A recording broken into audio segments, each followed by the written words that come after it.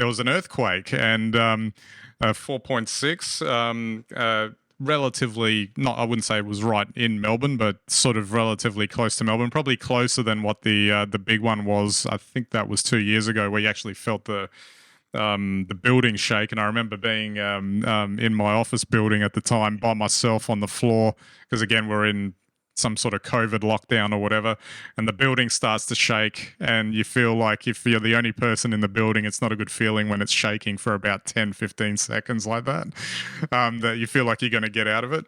But again, there's this sense now that, oh, are we getting more of these? Is this going to be a more frequent occurrence? I guess Australia isn't really well known for its earthquakes because of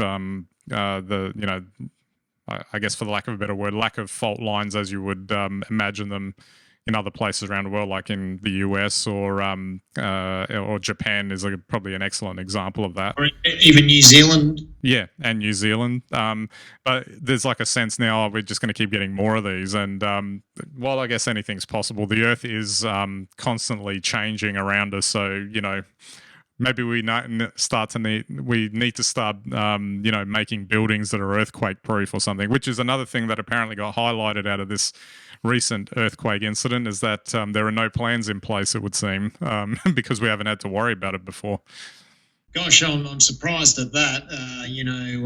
Typically, I thought Australian standards would at least include some of that. But yeah, if there's an increase in sort of seismic activity, then one of the things that will be required is a certain level of preparation in construction. So let's just hope that's not another regulation that adds another, zero to a bill. Absolutely. But what about this sense of, the idea that earthquakes could become a bit more common in Australia? That's quite interesting, isn't it? Well, you're looking or talking about geological timescales, which are, tens of thousands of years. So frequency as it increases,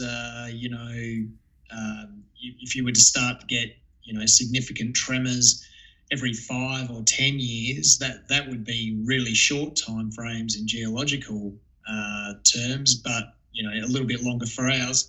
But certainly, I've had friends in Christchurch who were there for the earthquake there, and have sort of experienced the additional sort of tremors that have occurred afterwards, and it's very frightening, especially once you've seen the full force of one.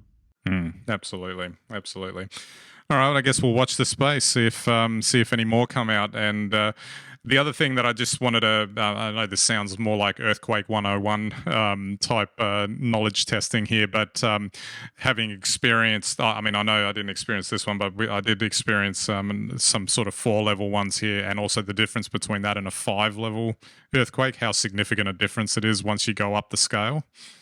It's a logarithmic scale, so the difference between 4 and 5 is 10 times greater.